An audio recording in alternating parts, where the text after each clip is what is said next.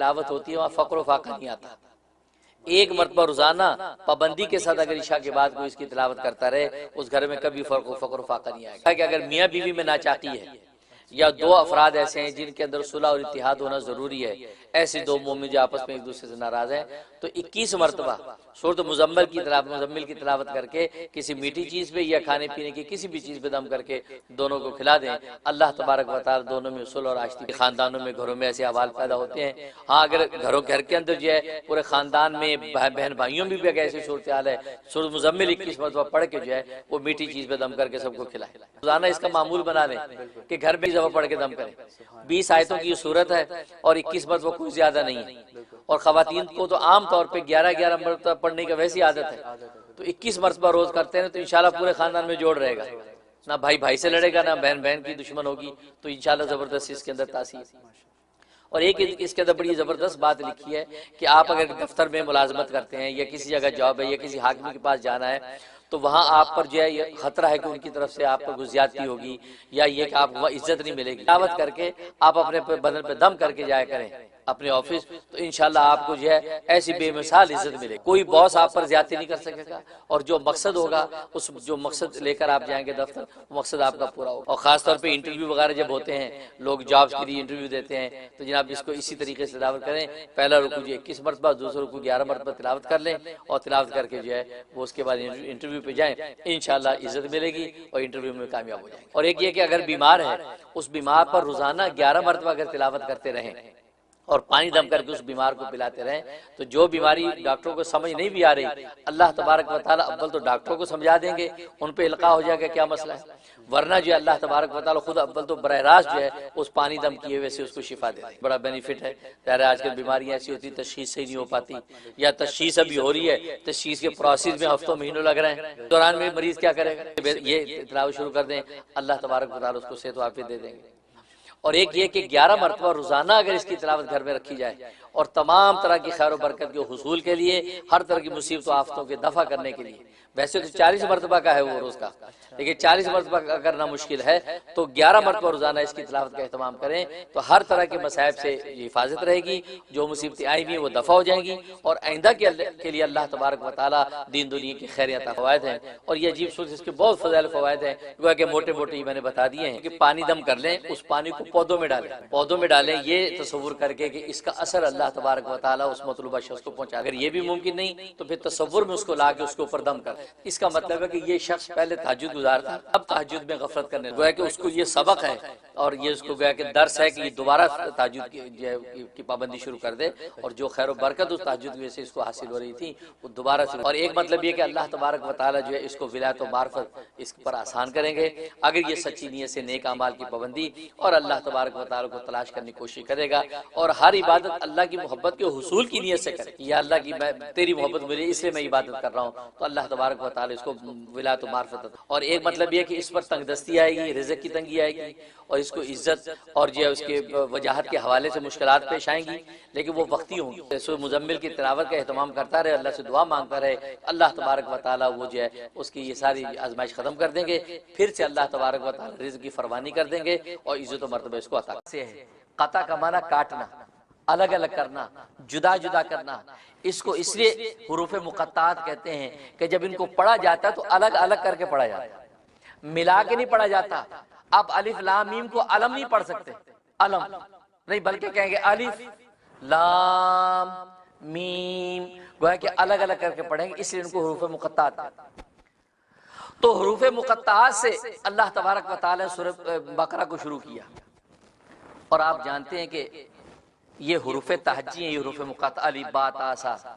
اور عجیب بات یہ کہ یہ حروف تہجی الفابیٹ یہ 29 ہے، 29 عربی میں. جیسے اے بی سی ڈی ہوتا ہے، الف بے تے سے ہوتا ہے، اسی طریقے سے الف با تا سا یہ 29.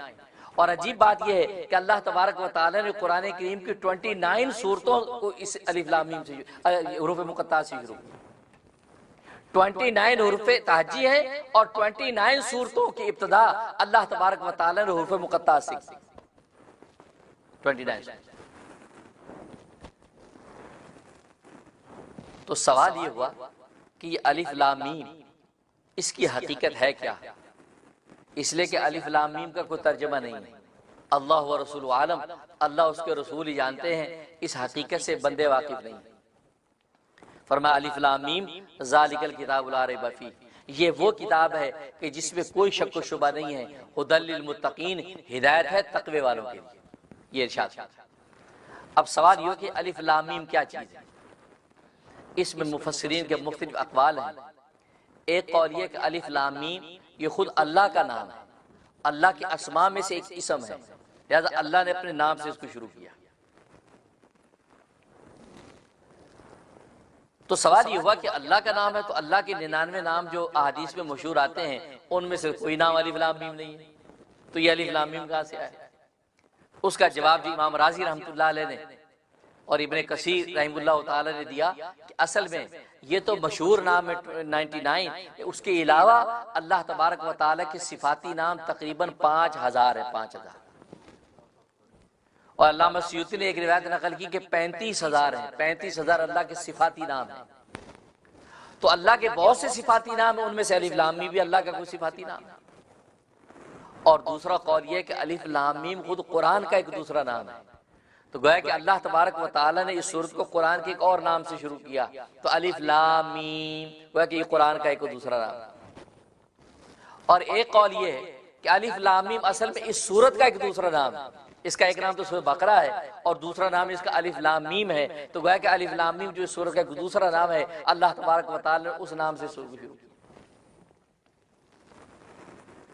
اب رہا یہ سوال کہ اس کا ترجمہ کیا، الف لام کا معنی کیا ہے؟ الف لام میم کا معنی کیا ہے؟ اس میں دو قول ہیں۔ جمہور مفسرین فرماتے ہیں کہ اس کا معنی اللہ و رسول عالم، اس لیے کہ الف لام میم یہ اللہ اور اس کے رسول کے درمیان ایک راز کی بات ہے، ایک رمز ہے، ایک لاڈ اور پیار کے ساتھ ایک پکار ہے کہ جو اللہ تبارک و تعالیٰ اپنے پیارے نبی کو پکارتے ہیں، ان کے درمیان ایک راز کی بات، سر بین اللہ و بین رسولہ، اللہ اس کے رسول کے درمیان ایک راز کی بات ہے، اس کا معنی کوئی نہیں جانتا۔ اس لیے آپ نے دیکھا کہ اس کا معنی کہیں بھی نہیں لکھا ہوتا، الف لام میم ہی نیچے لکھا ہوتا ہے، حامیم کاف ہا یا عین صاد عین میم عین سین قاف، تو یہ سب جو ہے حروف مقطعات، اس کا معنی اللہ و رسول عالم، یہ اللہ اس کے رسول کے درمیان ایک راز کی بات ہے۔ دوسرے بعض مفسرین فرماتے ہیں نہیں، اس کا معنی ہے اصل میں یہ الف لام میم یہ اللہ تبارک و تعالی کے نام کا مخفف ہے۔ جیسے میں نے بتایا تھا کہ بعض تو کہتے ہیں یہ خود اللہ کا نام ہے الف لام میم، وہ کہتے ہیں بعینی الف لام میم اللہ کا ایک نام۔ دوسرے بعض مفسرین فرماتے نہیں، الف لام میم بعینی اللہ کا نام نہیں، ہاں اللہ کے ناموں کا مخفف ہے، اللہ کے بعد ناموں کا پہلا حرف لے لیا، لہذا الف سے یہ آلاء اللہ، اللہ تبارک و تعالیٰ کے نعمتیں، لام سے لطف اللہ، اللہ تبارک و تعالیٰ کا لطف و کرم، اور میم سے ملک اللہ، اللہ تبارک و تعالیٰ کی بادشاہی۔ تو گویا کہ اللہ تبارک و تعالیٰ کی یہ تین ناموں کی صفات کی طرف اشارہ کر رہا ہے، آلاء اللہ اور لطف اللہ اور ملک اللہ۔ اور ایک قول یہ کہ الف سے مراد اللہ اور لام سے مراد اللہ تبارک و تعالیٰ کا نام مالک، اللہ تبارک و تعالیٰ مالک ہیں، اور میم سے مراد مقتدر قدرت والا، تو گویا کہ اللہ تبارک و تعالیٰ کے مختلف ناموں کی طرف اشارہ کر رہا ہے۔ اور ایک قول یہ ہے کہ الف لام میم، الف سے مراد اللہ، لام سے مراد جبرائیل کہ جبرائیل کے نام میں سے لام لے لیا، اور میم سے مراد محمد، تو گویا کہ اشارہ اس بات کی طرف کر دیا کہ اللہ کی طرف سے یہ کلام جبرائیل کے واسطے سے محمد کے سینے پر اتارا گیا، اللہ کی طرف سے یہ کلام جبرائیل کے واسطے سے محمد صلی اللہ علیہ وسلم کے سینہ انور پر اتارا گیا، یہ الف لام میم کیا، اس لیے فرمایا الف لام میم۔ اب رہا یہ سوال کہ آخر ایسا کلمہ لانے کی ضرورت کیا تھی کہ جس کلمے کا معنی ہی پتہ نہیں ہے، کیونکہ جمہور مفسرین تو کہتے ہیں الف لام میم یہ اللہ تبارک و تعالیٰ کا ایک راز ہے جو محمد صلی اللہ علیہ وسلم ہی جانتے ہیں، تو آخر ایسا کلمہ لانے کی ضرورت کیا تھی کہ جس کا معنی ہی پتہ نہ ہو، کیونکہ یہ تو کتاب ہدایت ہے، جب کلام کے معنی کو سمجھیں گے تو سامنے والے ہدایت پائیں گے، اور یہاں اس کا معنی ہی پتہ نہیں تو ہدایت کیسے پائیں گے؟ اس کا جواب یہ کہ اصل میں یہ الف لام میم یا اس طرح کے جتنے حروف مقطعات ہیں یہ مشرکین مکہ کو چیلنج ہے، یہ اصل میں ان کو چیلنج، یہ تحدی ہے ان کو حروف مقطعات۔ کیوں؟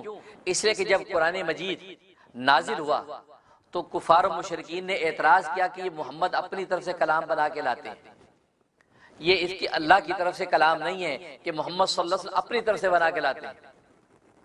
اس پر اللہ تبارک و تعالیٰ نے چیلنج کیا تھا کہ اگر یہ محمد صلی اللہ علیہ وسلم اپنی طرف سے بنا کے لاتے ہیں تو 4 چیلنج کیے تھے۔